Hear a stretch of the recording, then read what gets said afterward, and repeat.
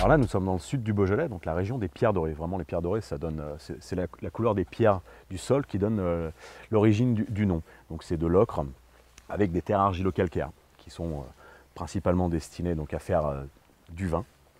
Et en l'occurrence, on a la chance d'avoir des grands terroirs pour faire des blancs. Ça fait à peu près 60 ans que le blanc est utilisé dans le Beaujolais. Avant, il se faisait du blanc, mais à base de gamay. À l'échelle de la région, la production de Beaujolais blanc représente à peu près 2% de l'appellation, mais il y a à peu près 10% de chardonnay planté dans le Beaujolais. Bah, qu'est-ce qu'on fait des autres alors? Du bourgogne blanc ou du crément de Bourgogne. C'est l'argile. L'argile avec du calcaire, ça permet de sublimer le chardonnay, qui se sent très bien. Ça fait des vins profonds, riches, avec beaucoup de densité. On n'a qu'à voir juste la Bourgogne, notre voisin les Bourguignons, avec les 2 tiers plantés sur des terroirs argilo-calcaires en chardonnay.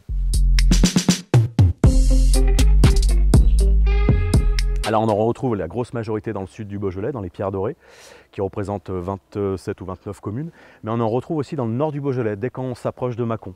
Voilà, tous les Beaujolais de l'Aisne, au sud de Mâcon, on retrouve encore des terroirs argilo-calcaires, proches des Saint-Véran et des Pouilly-Fuissé.